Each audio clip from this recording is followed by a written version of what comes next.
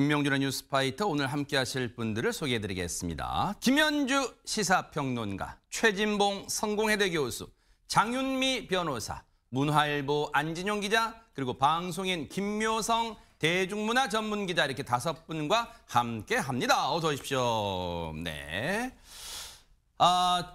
조금 전에 들어온 속보부터 먼저 전해드리고 저희가 준비한 소식 이어가 볼까요?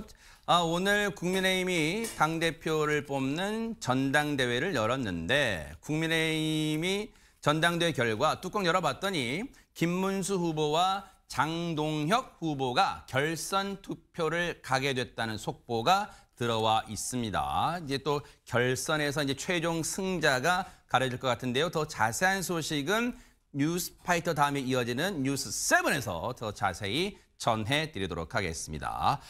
지금 보세요. 지금 한국은 이거 뭐 전당대회니 뭐니 정신없이 돌아가고 있는데 이런 가운데 전 세계도 바삐 돌아가고 있습니다. 첫 번째 가볼 나라는 어딜까요? 안진영 기자님. 전 세계가 바삐 돌아가니까 네. 오늘은 전 세계 다양한 국가를 한꺼번에 가볼까 합니다. 공통점은 하나 있어요. 네. 요즘 SNS를 많이 하시는데 SNS에서 좋아요를 꼭 받기 위해서 동물들과 억지 셀카를 찍는 분들이라고 하는데 죄송합니다. 저도 그래요. 네. 네, 죄송합니다. 자, 근데 일단 사람들은 좋아요를 누르는 게 목적이라지만 과연 그 상황이 동물들도 좋을지 직접 한번 확인해 보시죠. 네네. 환하게 웃으며 셀카를 찍으려는 순간 네. 원숭이가 어떻게 할까요? 남성의 귀를 어머머.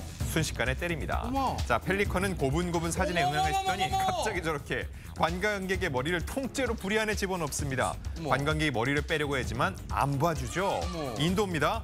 갑자기 질주한 코끼리에 남성이 떠밀려 쓰러지면서 이제 바지까지 벗겨진 채 아유. 땅에 나뒹 겁니다. 세상에. 목격자들은 셀카 프레쉬 불빛이 터지자 코끼리의 공격이 시작됐다고 전했습니다. 아하. 더 자극적인 장면을 찍겠다며 동물을 괴롭힌 사례도 있는데 저렇게 동남아의 한 관광지에서 이제 보세요. 호랑이가 크게 포효하는 모습을 만들려고 목을 때리는 영상까지 공개됐습니다.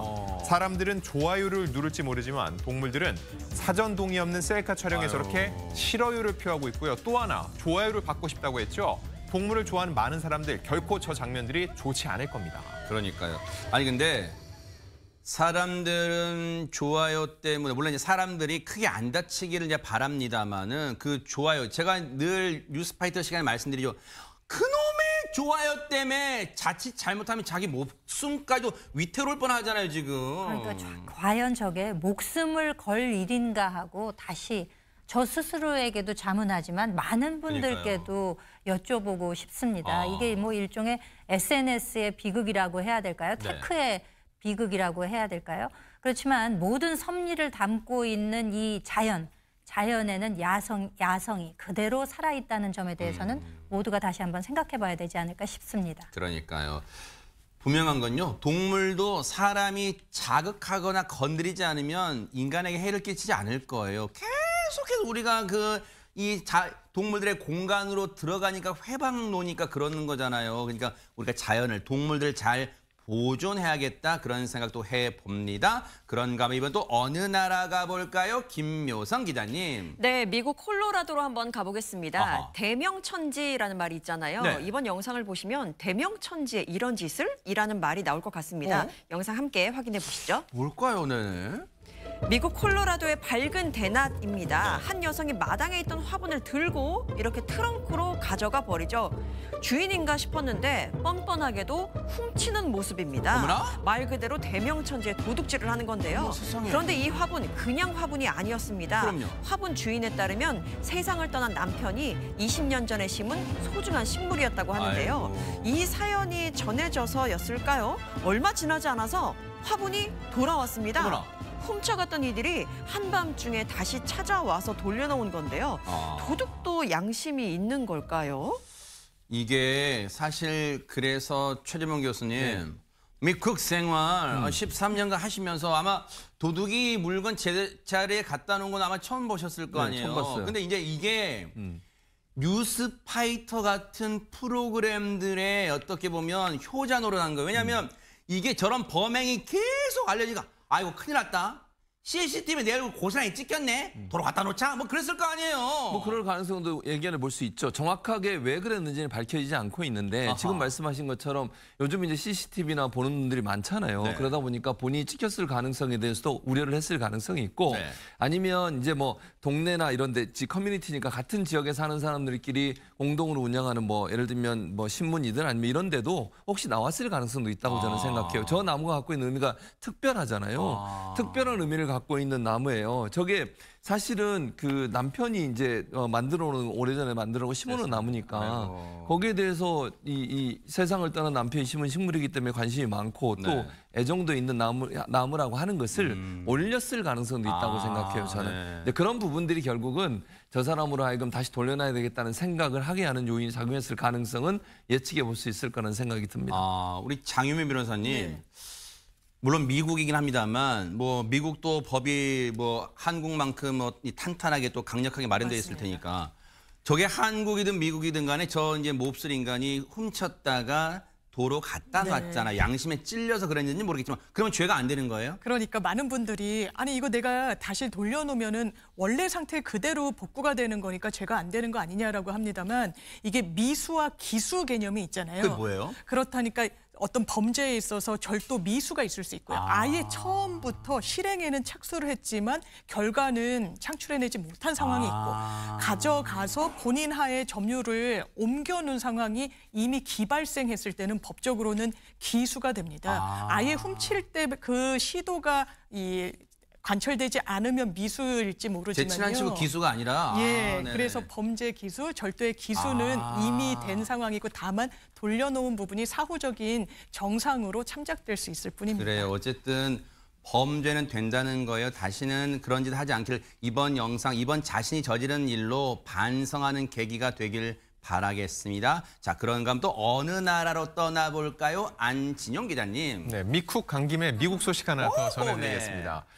통상 흑인 음악이라 불리는 재즈는 정해진 악보보다는 순간의 감각이 중요한데요. 아하. 이런 재즈에 딱 맞게 정말 생각지도 못한 장소에서 깜짝 음악 공연이 펼쳐졌다고 와. 합니다. 자, 그 장소는 어땠는지 그리고 좋아요를 꾹 누를 만한 장면인지 직접 한번 확인해 보시죠. 네네. 색소폰과 트럼본의 경쾌한 선율이 울려 퍼지는 이곳은 다름 아닌 여객기 아닙니다. 어머나? 무대의 주인공은 미국의 유명 색소폰 연주자 데이브 코즈와 그의 재즈 밴드 멤버들입니다. 어머나. 뜻밖의 기내 공연에 승객들도 굉장히 설레는 모습이죠. 와. 아니 근데 지금 비행기 내에서 이 연주를 한다? 이거는 혹시 세트장처럼 꾸민 거 진짜 비행기예요? 진짜 뭘까요? 실제 비행기가 맞습니다. 오. 이 밴드 연주자들이 본인들 이제 연주 투어를 하고 있었던 거죠. 그래서 미국의 세인트루이스에서 시애틀로 가는 그 알래스카 항공 여객기에 탑승해 있었던 상태라고 합니다. 그런데 승무원이 교대하는 문제, 또 기술적 문제, 이래 여러 가지 것들이 복합적으로 작용하면서 예상치 않게 이 비행기가 아이다호주의 보이시 공항이라는 곳으로 우회하게 됐다고 합니다. 그러니까 그 활주로에 비행기 기내에서 모든 승객들이 갑자기 갇히게 된 그런 신세에 놓이게 됐던 것이죠. 그러니까 기약 없이 비행기 안에서 이렇게 대기를 하고 있던 와중에 저 재즈 밴드 구성원들이 한 사람 두 사람 일어나서 주섬주섬 본인의 악기를 챙기더니 좁은 기내를 아주 신나는 콘서트장으로 만들게 되었다고 합니다. 이로 인해서 이 모습을 SNS에 올리게 되자 정말 수십만의 좋아요가 이어졌다고 하는데 앞서 전해드렸던 좋아요하고는 상당히 좀 비교가 되죠. 딴판이네요. 혹시 저 와중에 승객 중에 그거 좀 너무한 거 아니에요? 잠 좀 잡시다 하는 사람은 없었겠죠. 어쨌든 귀한 또 음악 선물 귀호강 많이 하셨을 것 같다 이런 생각해 봅니다. 그런가 하면 또 어느 나라로 가볼까요? 장윤미 변호사님. 네, 이번엔 먼 나라 독일로 한번 가보겠습니다. 와. 독일에서도 바삐 움직이는 여러 상황이 펼쳐졌는데요. 그래요? 예, 독일 서부의 한 고속도로에서 정말 보고도 야 이거 실화냐 현실이냐라고 감탄을 자아내는 모터크로스 묘기가 펼쳐졌다고 합니다. 와. 어떤 장면인지 한번 직접 보시죠. 네네. 비장한 표정으로 헬멧을 쓰는 이 남성 보이시죠? 출발 신호가 떨어지니까 오토바이를 타고 이렇게 질주하기 시작을 합니다. 움직이는 트럭 짐칸에서 높게 점프한 이 오토바이는요. 뒤로 한 바퀴를 돌면서 표지판 시설물을 뛰어넘더니 앞서 달리던 트럭으로 착하고 정확하게 착지를 합니다. 야, 이건 대박 사건입니다. 아니, 최진봉 교수님. 예. 영화 속 장면이라 해도 손에 땀이 날 정도일 텐데 이게 실제 상황이래요. 실제 상황이에요. 독일의 모터크로스 선수인 루크 아커만 선수가 직접 지금 저 장면을 찍은 거예요. 본인이 직접 날라서 저거 9m 높이거든요. 어머나. 저 표지판 높이가 9m인데 9m를 뛰어서 앞에 있는 차량에 정확히 착지를 했어요. 야. 대단한 능력이라고 볼 수 있는데 이게요. 단순히 왜냐면 조금만 실수가 있어도 저 큰일 나잖아요. 그러니까요. 그걸 정확하게 측정해낼 수 있었던 이유가 뭐냐면 네. 트럭의 속도, 그러니까 물리학 전문가들과 함께 준비를 한 거예요. 물리학 전문가들이 함께 준비를 하면서 네. 트럭의 속도와 바람의 방향, 그다음에 도약의 각도 등 모든 세부사항 아주 치밀하게 계획하고 준비해서 차질 없게 만들어 놓은 거죠. 그러겠네요. 그래서 아마 과학적 기술과 그다음에 아커만 선수의 능력 이 두 개가 합쳐지면서 네. 저 성과를 냈다고 볼 수 있을 것 같은데 철저한 준비 끝에 아커만 선수는 시속 74km 속도로 달리는 트럭 안에서 공중을 날아서 야. 단 0.5초 만에 40m 거리를 점프해서 저 트럭 앞에 있는 트럭에 착취하는 네. 명장면을 만들어냈습니다.